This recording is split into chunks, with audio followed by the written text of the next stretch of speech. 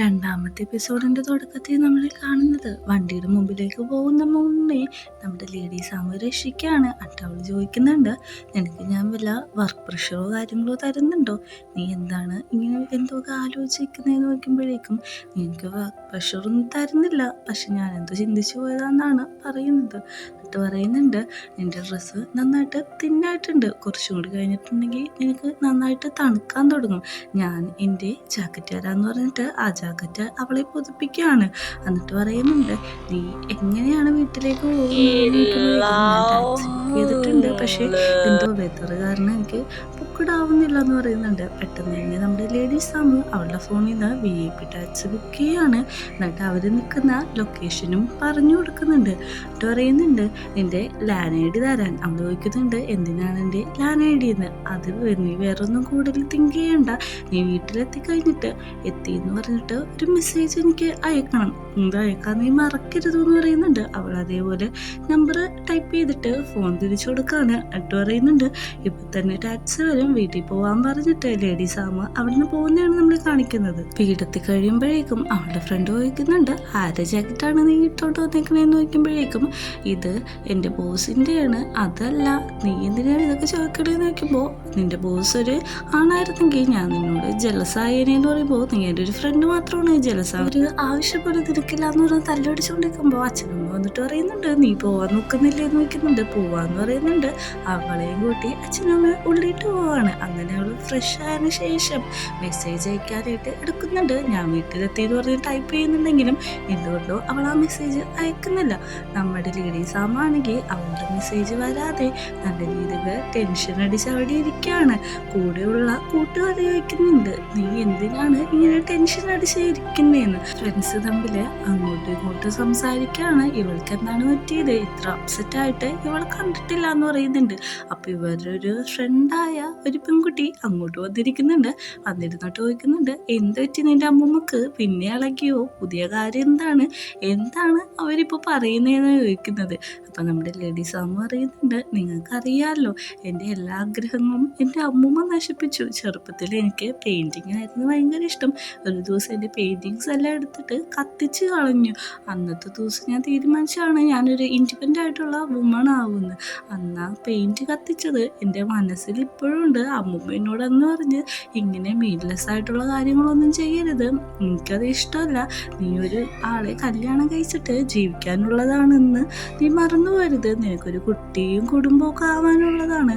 അന്ന് ഞാനൊരു പ്രതിജ്ഞ എടുത്തു, ഞാൻ ഇൻഡിപെൻഡൻ്റ് ആയിട്ടുള്ള ഒരു വുമൺ ആവുന്നു. പ്രസൻറ്റിൽ നമ്മുടെ ഫ്രണ്ട്സ് ചോദിക്കുന്നുണ്ട്, ഇപ്പം നീ ഇൻഡിപെൻഡൻ്റ് ആണല്ലോ എന്ന് ചോദിക്കുന്നുണ്ട്.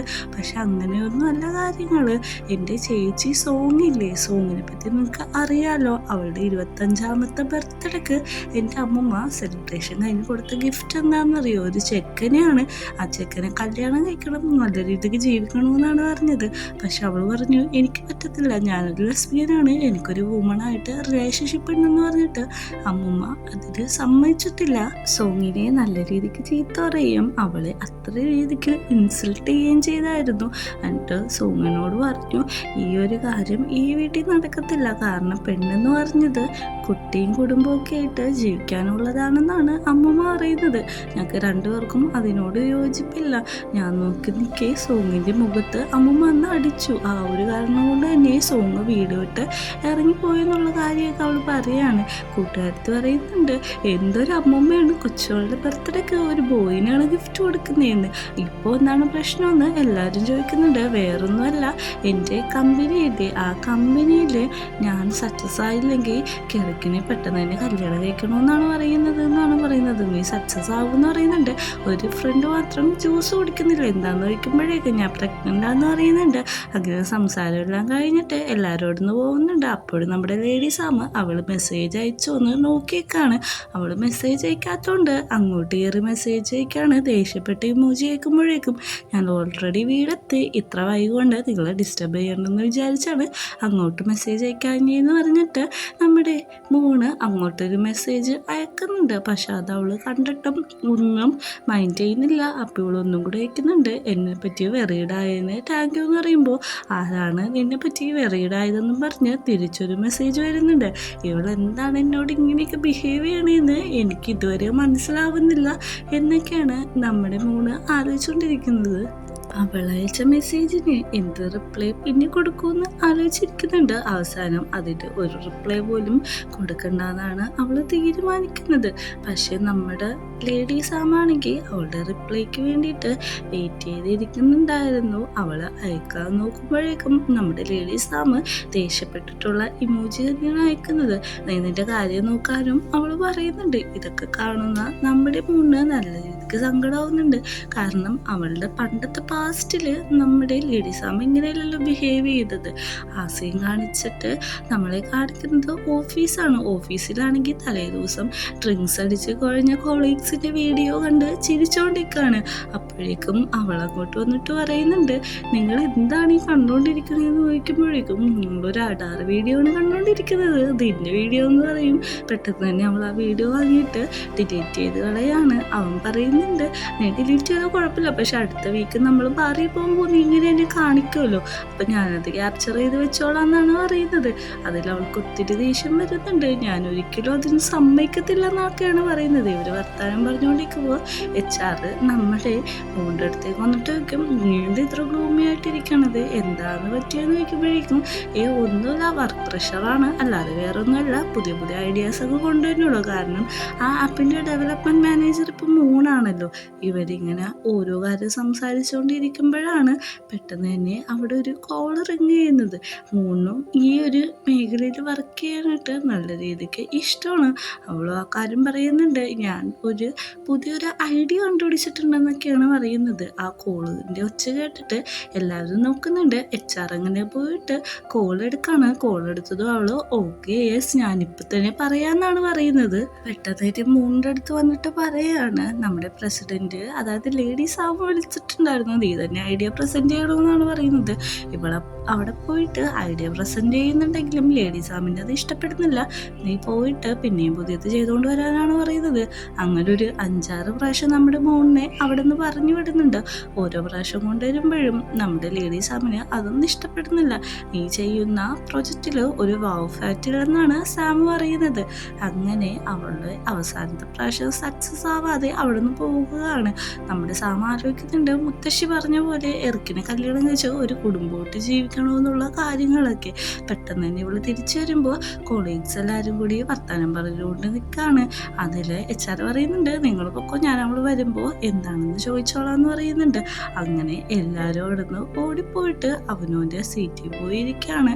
ഇത് കണ്ടുകൊണ്ടാണ് നമ്മുടെ മോൺ അവിടെ വന്നിരിക്കുന്നത്. മോണോനോട് ചോദിക്കുന്നുണ്ട് എന്താണെന്ന് ചോദിച്ചപ്പോൾ ഫെയിലായി എന്നാണ് പറയുന്നത്. അങ്ങനെ നൈറ്റായി അവൾ വർക്ക് കഴിഞ്ഞ് തിരിച്ചു പോകാൻ നിൽക്കുമ്പോൾ നമ്മുടെ സാബിൻ്റെ ക്യാബിനിൽ ലേറ്റ് കാണുന്നുണ്ട്. അങ്ങോട്ടൊന്ന് ചെയ്ത് നോക്കുമ്പോഴേക്കും നമ്മൾ തലവേൻ്റെ അടുത്ത് അവിടെ തന്നെ ഇരിക്കുകയാണ്. അപ്പോൾ നമ്മുടെ മോൻ ചോദിക്കുന്നുണ്ട് എന്താണ് പറ്റിയെന്ന് ചോടി വരുമ്പോഴേക്കും എനിക്ക് തലവേദന എടുക്കുന്നു, എനിക്ക് ഒട്ടും പറ്റുന്നില്ല, എനിക്കിപ്പോൾ തന്നെ ഒന്ന് ഹോസ്പിറ്റലിൽ പോകണം, അല്ലെങ്കിൽ എൻ്റെ മെഡിസിൻ വേണമെന്ന് പറയുന്നുണ്ട്. നമ്മുടെ മോനാണെങ്കിൽ എന്ത് ചെയ്യണമെന്നറിയാതെ സാമിനെ അവിടുന്ന് എണീപ്പിക്കുന്നുണ്ട്. ആദ്യം നമുക്ക് ഇവിടുന്ന് എണീറ്റിട്ട് സോഫയിൽ പോയി കിടക്കാമെന്നാണ് മോന് പറയുന്നത്. അങ്ങനെ അവരവിടുന്ന് എണീക്കാൻ നോക്കുന്നുണ്ട്. പക്ഷെ അപ്പോഴും നമ്മുടെ ലേഡി സാമിൻ്റെ തലക്ക് നല്ല രീതിക്ക് വേദനയുണ്ട്. എനിക്കിങ്ങനെ വരാറില്ല, എനിക്ക് അത്രയ്ക്കൊരു തലവേദനയാണ് വരുന്നത്, എന്താണ് പറ്റുന്നതെന്ന് എനിക്കറിയില്ല എന്നൊക്കെ അവൾ പറയുന്നുണ്ട്. സാരില്ല, ഞാൻ നിൻ്റെ കൂടെ ഉണ്ടല്ലോ, നമുക്ക് എന്തായാലും പരിഹാരം കിട്ടട്ടാന്ന് പറഞ്ഞിട്ട് നമ്മുടെ ലേഡി സാമിനെ പിടിച്ച് എണീപ്പിക്കുകയാണ്. അവൾ എണീക്കാൻ ട്രൈ ചെയ്യുന്നുണ്ടെങ്കിലും താഴെ വീണ് തളർന്നു പോവുകയാണ്. അവസാനം നമ്മുടെ മോൻ പറയുന്നുണ്ട് എന്നെ പിടിച്ചോ എന്നിട്ട് എണീക്കുക, അല്ലാതെ നമുക്ക് ഒന്നും ചെയ്യാനില്ലാന്ന് പറയുമ്പോൾ നീ ആദ്യം തന്നെ ഇറക്കിനെ വിളിച്ചിട്ട് എന്നെ പിക്ക് ചെയ്യാൻ പറയുന്നുണ്ട്. അങ്ങനെ ഇവള് പറയുന്നുണ്ട് നമുക്ക് എണീറ്റ് അവിടെ പോയി ഇരിക്കാം, എന്നിട്ട് നമുക്ക് എന്താന്ന് വെച്ചാൽ നോക്കാമെന്ന് പറയുന്നുണ്ട്. അപ്പോഴേക്കും നമ്മുടെ ലേഡി സാമ് അതിന് സമ്മതിക്കാണ്. ഓക്കെ ഞാൻ എണീക്കാമെന്ന് പറയുന്നുണ്ട്. ഞാൻ എണീറ്റ ഉടനെ തന്നെ എറിക്കിനെ കോൾ ചെയ്ത് പറയണമെന്നാണ് പറയുന്നത്. ഓക്കെ ഞാൻ പെട്ടെന്ന് തന്നെ എറിക്കിനെ കോൾ ചെയ്യാം, നമുക്ക് എണീക്കാമെന്ന് പറഞ്ഞിട്ടും അവിടുന്ന് അവൾക്ക് എണീക്കാനായിട്ട് ഒട്ടും പറ്റുന്നില്ല. അങ്ങനെ ഒരു വയ്യാത്ത സിറ്റുവേഷനിലാണ് ഇരിക്കുന്നത്. ഞാൻ എന്താണിപ്പോൾ ചെയ്യേണ്ടത്, എറിക്കിന് ഫോൺ ചെയ്യണോ അല്ലെങ്കിൽ നിങ്ങൾ സഹായിക്കണോ എന്ന് ചോദിക്കുമ്പോൾ എന്നെ സോഫയിൽ എടുത്താനാണ് പറയുന്നത്. അങ്ങനെ നമ്മുടെ 3 ലേഡി സാമിനെ പിടിച്ചെണീപ്പിക്കുന്നുണ്ട്. പയ്യാണ് അവിടെ നിന്ന് നടക്കുന്നത്. കാരണം അവൾക്ക് അത്രയും തലവേദന എടുത്തിട്ട് തല കറങ്ങുന്നൊരവസ്ഥയിലേക്ക് അത് കൺവേർട്ട് ചെയ്തുകൊണ്ടിരിക്കുകയാണ്. അങ്ങനെ അവൾ അവിടെ കൊണ്ട് ഇരുത്തിയിട്ട് ചോദിക്കുന്നുണ്ട്, നിൻ്റെ ഫോൺ എവിടെയാണ് കൊണ്ടുപോയി വെച്ചേക്കുന്നതെന്ന്. എൻ്റെ പൗച്ചിൽ എൻ്റെ ഫോൺ ഉണ്ടാവുമെന്നാണ് നമ്മുടെ ലേഡി സാമു പറയുന്നത്. അങ്ങനെ നമ്മുടെ മോള് അവളെ അവിടെ കൊണ്ട് ഇരുത്തുന്നുണ്ട്. എന്നിട്ട് നോക്കുമ്പോഴേക്കും അവളുടെ ഫോൺ കാണത്തില്ല. ഫോൺ കാണാതെ അവിടെ ചുറ്റും നോക്കുന്നുണ്ട്. അതിനുശേഷം നമ്മൾ കാണിക്കുന്നത് ഫോൺ തപ്പി നടക്കുന്ന നമ്മുടെ മോണിനെയാണ്. മോൺ എത്ര നോക്കിയിട്ടോ ഫോൺ കാണുന്നില്ല. അപ്പം നമ്മുടെ മോണിനോട് പറയുന്നുണ്ട് പേസിൻ്റെ അടുത്ത് തന്നെ ഇരിപ്പുണ്ടെന്ന്. പെട്ടെന്ന് തന്നെ മോൺ അത് പോയി എടുക്കുന്നുണ്ട്. എന്നിട്ട് അതിൽ എറിക്കുന്നുള്ള നമ്പറിൽ വിളിക്കുമ്പോഴേക്കും അവനാണെങ്കിൽ ഒരു മീറ്റിങ്ങിൽ ഇരിക്കുകയാണ്. മീറ്റിങ്ങിൽ വിളിക്കുന്ന പെണ്ണ് ചോദിക്കുന്നുണ്ട്, അപ്പോൾ നിങ്ങൾ ഈ പുതിയ സ്റ്റാർട്ടപ്പ് തുടങ്ങുന്നത് നിൻ്റെ ഇഷ്ടപ്രകാരം അല്ലെന്ന് ചോദിക്കുമ്പോൾ അങ്ങനെയൊന്നുമല്ല, ഞങ്ങൾ ഒരുമിച്ചെടുത്ത തീരുമാനം എന്ന് പറയുന്നുണ്ട്. എനിക്ക് തോന്നുന്നു ഈ പെണ്ണിന് നമ്മുടെ സാമിനോട് എന്തോ പേഴ്സണൽ ഗ്രഡ്ജ് എന്തോ ഒരു അട്രാക്ഷനോ കാര്യങ്ങളോ ഉണ്ട്. ആ രീതിയിലാണ് സംസാരിക്കുന്നത്. ഇവരുടെ ഫോണ് ഇത്ര നേരം അടിച്ചുകൊണ്ട് അവൻ പറയുന്നുണ്ട് ഞാനിതൊന്ന് അറ്റൻഡ് ചെയ്തിട്ട് വരാമെന്ന് പറഞ്ഞിട്ട് അവിടെ നിന്ന് പോവുകയാണ്. അവൻ ആ കോള് എടുക്കുന്നുണ്ട്. കോൾ എടുക്കുമ്പോൾ തന്നെ നമ്മുടെ മോൻ പറയുന്നത് ഞാൻ മോനാണ്. നമ്മുടെ സേഡി സാമിന് ഒട്ടും വയ്യ, അവൾ തലറിഞ്ഞ് വീണേക്കാണ്, എന്തെങ്കിലും പെട്ടെന്ന് ചെയ്യണമെന്ന് പറയുന്നുണ്ട്. പെട്ടെന്ന് തന്നെ നമ്മുടെ എറുക്കും അറിയുന്നുണ്ട് എനിക്കിപ്പോൾ ഇവിടെ നിന്ന് വരാൻ പറ്റത്തില്ല, ഞാൻ ദൂരെയാണ്. അതുകൊണ്ട് തന്നെ അവിടെ അടുത്തൊരു ഹോസ്പിറ്റലുണ്ട്, അവൾ കഴിക്കുന്ന മെഡിസിൻ എനിക്കറിയാം, ആ മെഡിസിൻ നീ ഒന്ന് മേടിച്ചു കൊടുക്കണം, പിന്നെ അവൾ ടേക്ക് കെയർ ചെയ്യണമെന്ന് പറയുന്നുണ്ട്. ഓക്കെ എന്ന് പറയുന്നുണ്ട്. കോള് കട്ട് ചെയ്യാതെ തന്നെ അവൾ ഓടാണ്. മെഡിസിൻ മേടിക്കാൻ ഓടുമ്പോഴേക്കും അവൾ താഴെ വീണ് പോകുന്നുണ്ട്. എൻ്റെ ഇറക്ക് ചോദിക്കുന്നുണ്ട് നിനക്ക് എന്തെങ്കിലും പറ്റുമോ എന്ന് ചോദിക്കുമ്പോഴേക്കും എനിക്ക് കുഴപ്പമൊന്നുമില്ല, നിങ്ങൾ വഴി പറഞ്ഞു തരാനാണ് പറയുന്നത്. അങ്ങനെ വീണിട്ടും അവളുടെ കാല് ഹേർട്ടായിട്ടും അവൾ മറ്റൊന്നും ചിന്തിക്കാതെ പെട്ടെന്ന് തന്നെ ആ മെഡിക്കൽ ഷോപ്പിലേക്ക് ഓടാണ്. ഇത് കാണുന്ന ഇറക്കിന് നല്ല രീതിക്ക് സങ്കടാവുന്നുണ്ട്. മെഡിസിൻ മേടിച്ച ഉടനെ തന്നെ നമ്മുടെ ലേഡി സാമിന് മൂന്നത് കൊണ്ടേ കൊടുക്കാണ്. അവളെ കൊണ്ട് അത് കഴിപ്പിക്കുന്നുണ്ട്. കഴിച്ച് കഴിഞ്ഞിട്ട് ചോദിക്കുന്നുണ്ട് ഇപ്പോൾ എങ്ങനെയാണ്, ഇത്തിരി ഓക്കെ എന്ന് ചോദിക്കുമ്പോഴേക്കും എനിക്കിപ്പോൾ കുഴപ്പമൊന്നുമില്ല എന്ന് പറഞ്ഞു തരുന്നതും നമ്മുടെ ലേഡി സാമ് മൂന്നിൻ്റെ മടിയിലേക്ക് കിടക്കാണ്. എന്നിട്ട് പറയുന്നുണ്ട് എങ്ങോട്ടും പോവല്ലേ, ഞാൻ കുറച്ച് നേരം കിടന്നുറങ്ങട്ടെ എന്ന്.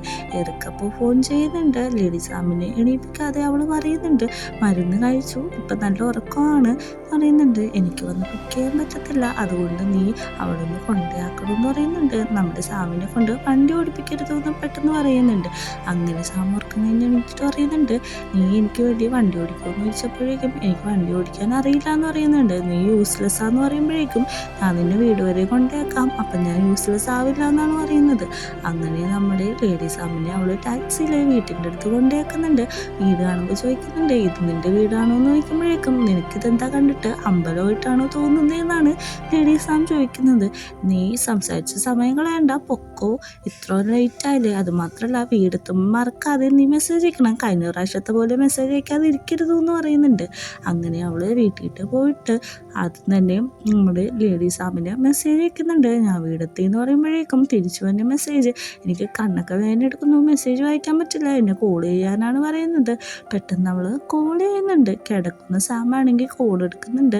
എന്താണെന്ന് നോക്കുമ്പോഴേക്കും ഞാൻ ഓൾറെഡി വീടെത്തി, നിങ്ങൾ വരികയാവേണ്ട ആവശ്യമില്ലെന്ന് നോക്കുമ്പോഴേക്കും നമ്മുടെ ലേഡി സാം പറയാണ് നീ എന്താണ് എന്നെ സാം എന്നൊക്കെ വിളിക്കുന്നത്, നമ്മൾ തമ്മിൽ അത്ര ക്ലോസ് ആണെന്നാണ് നീ വിചാരിക്കുന്നതെന്ന് ഭയങ്കര ദേഷ്യപ്പെട്ട് പറയാണ്. പെട്ടെന്ന് തന്നെ നമ്മുടെ കഴിയാണ് നീ എന്താണ് എന്നോട് ഇങ്ങനെ പെരുമാറണമെന്ന് അറിയില്ല, നീ എപ്പോഴും എന്നെ ചീത്ത പറയും, ഞാൻ എന്ത് ചെയ്താലും നീ റിജക്റ്റ് ചെയ്യും, എനിക്ക് മനസ്സിലാവുന്നില്ല നീ എന്താണ് എന്നോട് ഇങ്ങനെ സംസാരിക്കുന്നതെന്ന്.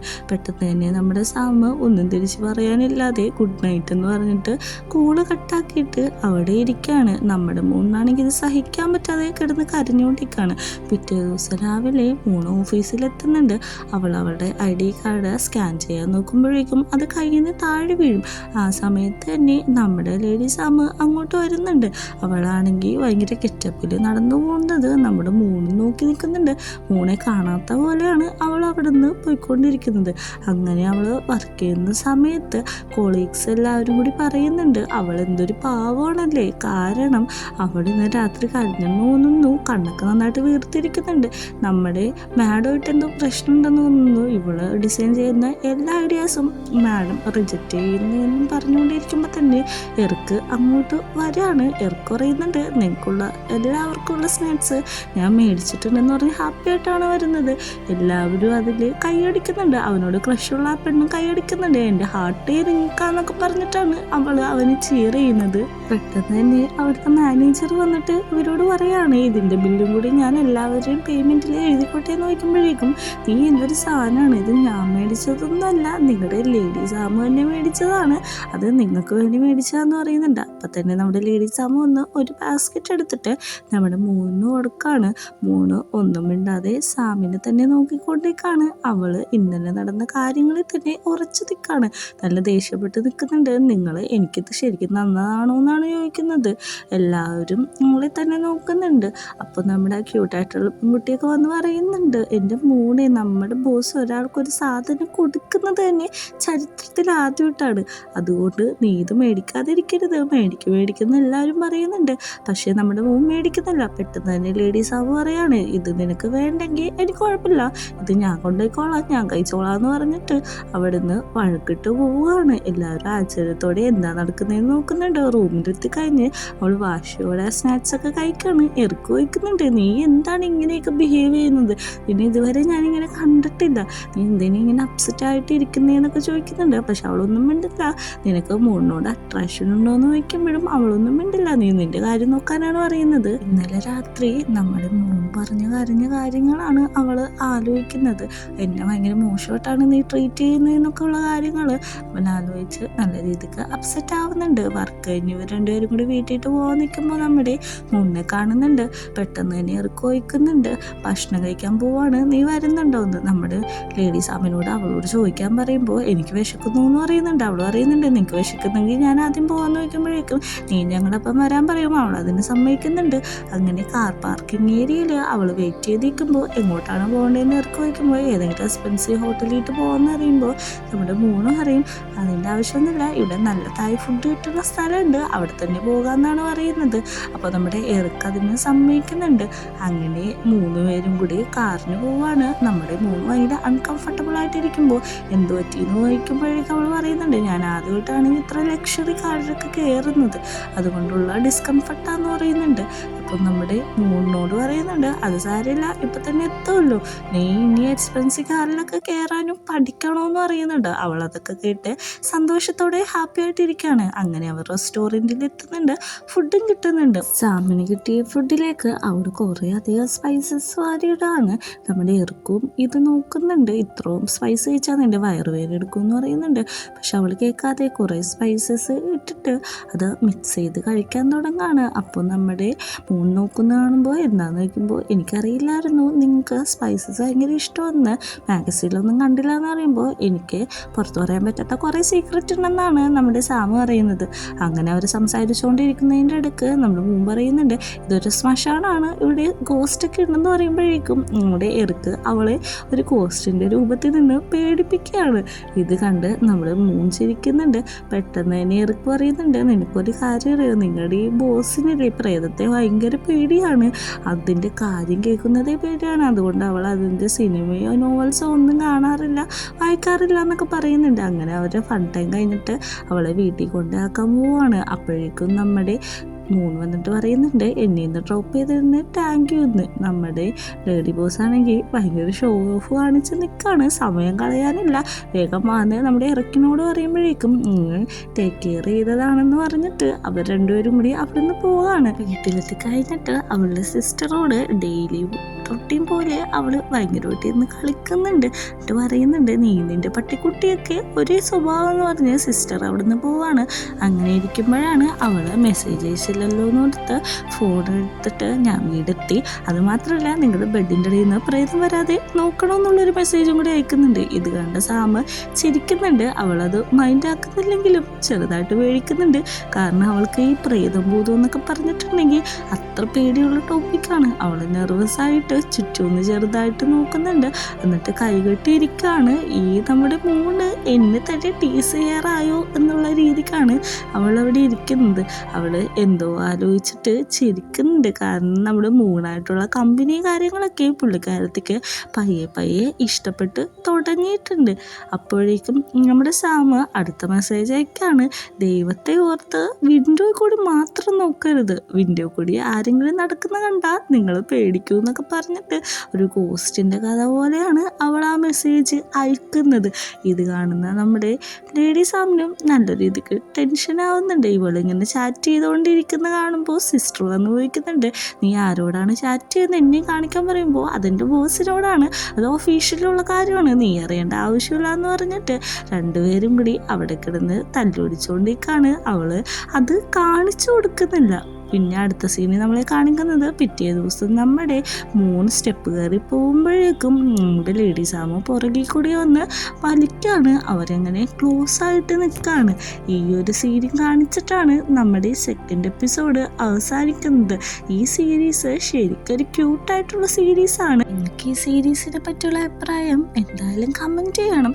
പിന്നെ വീഡിയോ കാണുന്ന എല്ലാവരും ചാനൽ സബ് ചെയ്യാതെയാണ് കാണുന്നത്. അതുകൊണ്ട് ചാനലൊന്ന് സബ് കൂടി ചെയ്യുക.